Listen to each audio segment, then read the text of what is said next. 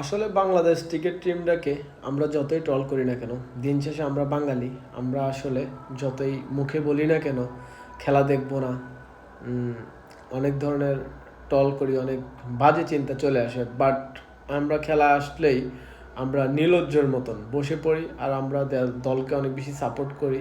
আমরা অনেক বেশি ইমোশনাল হয়ে যাই। একটা ম্যাচ ভালো করলেই আমাদের একরকম রুচি, আর একটা ম্যাচ খারাপ করলেই আমরা আসলে আমাদের চিন্তা ভাবনাকে সব কিছু চেঞ্জ করে ফেলি। দিন শেষে আসলে আমরা বাঙালি, আমরা বাংলাদেশকে ভালোবাসতে হবে, এটাই বাস্তব। আরেকটা জিনিস হলো যে আমি কখনোই ক্রিকেট টিমকে নিয়ে কখনোই ভিডিও মেক করি নাই, বাট মনে হয়েছে যে এখন কিছু বলা দরকার।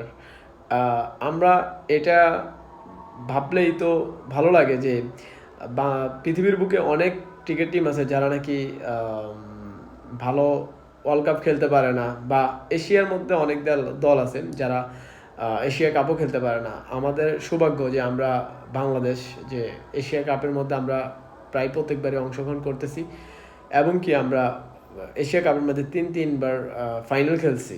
সেক্ষেত্রে আমরা বাংলাদেশ টিমটাকে নিয়ে টল না কইরা আমরা সাপোর্ট করি। আমরা আশা করছি এবারের ভালো একটা কিছু করতে চাইতেছে বাংলাদেশ ক্রিকেট টিম।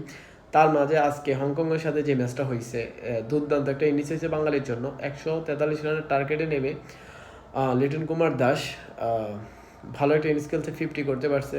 তহিদ হৃদয় মোটামুটি, যদি বলের রানে সমান সমান ছিল। পারভেজ হোসেন ইমন শুরুটা ভালো ছিল, বাট তাসকিনের কথা বিশেষ করে বলে যায়। তাসকিন উইকেট পাইছে, রিশাদ হোসেন পাইছে, তানজিম সাকিব পাইছে।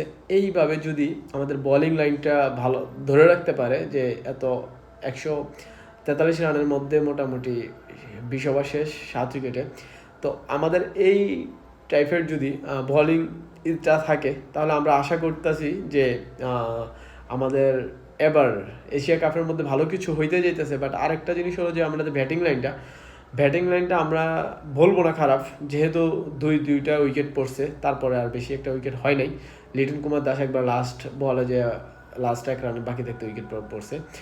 তার মাঝে রানে আর বলে যে সমান, যদিও এই মাঠটার কথা তেমন ভালো করে জানা নেই, যদিও মাঠটা দেখে মনে হয়েছে একটা স্লো মাঠ। বাট আমাদের ব্যাটিং লাইনটা আর একটু উন্নতি করা দরকার আমার মনে হচ্ছে। আর বাকি বোলিং লাইনটা ঠিক আছে। এইভাবে যদি আমরা এগিয়ে যাই, আমরা বড় বড় দলের সাথে আর ভালো কিছু করতে পারবো। অভিনন্দন বাংলাদেশ ক্রিকেট টিম। আমি চাই যে তোমরা এবার ভালো একটা কিছু করো।